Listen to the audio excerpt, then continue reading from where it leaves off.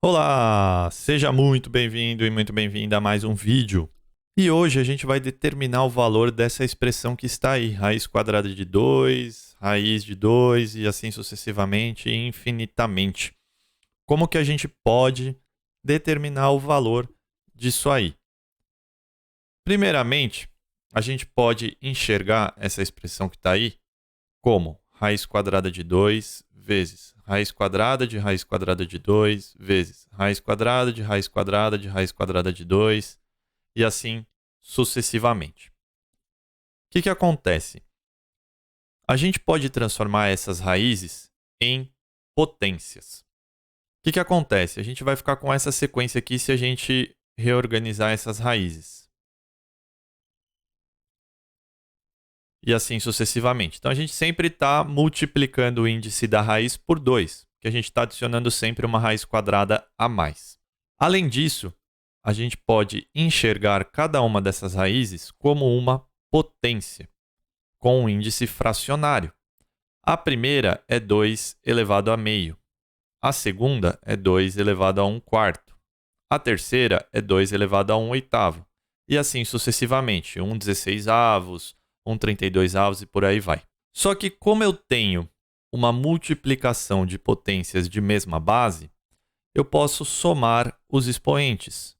Então, na verdade, eu vou ficar com essa expressão aqui.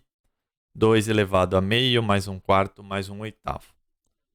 Só que se a gente for analisar essa parte aqui da nossa expressão, a gente pode observar que meio, 1 quarto e 1 oitavo são termos de uma progressão geométrica de razão meio. Como assim? Sempre que eu tenho uma progressão geométrica, eu estou multiplicando um termo por uma razão fixa para obter o próximo. Então perceba que de meio para 1 quarto, eu multipliquei por meio. 1 quarto para 1 oitavo, eu multipliquei por meio de novo. E assim sucessivamente. Porque lembra que eu falei que a gente estava adicionando uma raiz quadrada a mais? Essa raiz quadrada a mais vai ter esse efeito, né, de multiplicar por meio as nossas expressões aqui. E o que acontece? Eu posso calcular a soma dessa progressão geométrica da seguinte forma.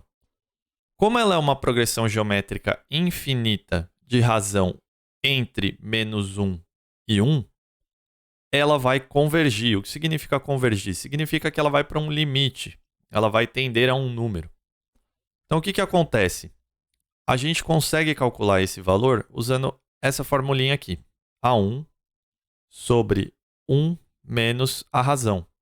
A gente coloca a razão da PG como Q. O primeiro termo da minha sequência é meio.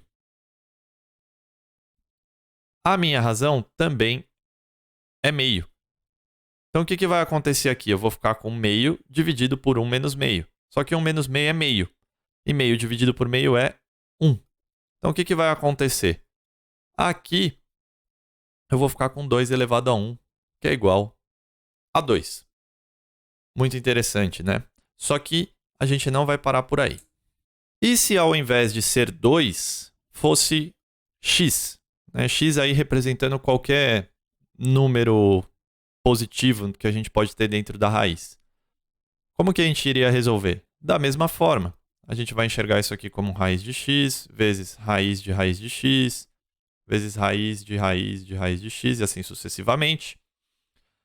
A gente vai poder enxergar isso aqui como x elevado a meio vezes x elevado a 1 quarto vezes x elevado a 1 oitavo, que a gente vai poder transformar em x elevado a meio mais 1 quarto mais 1 oitavo e aplicar a mesma ideia do 2.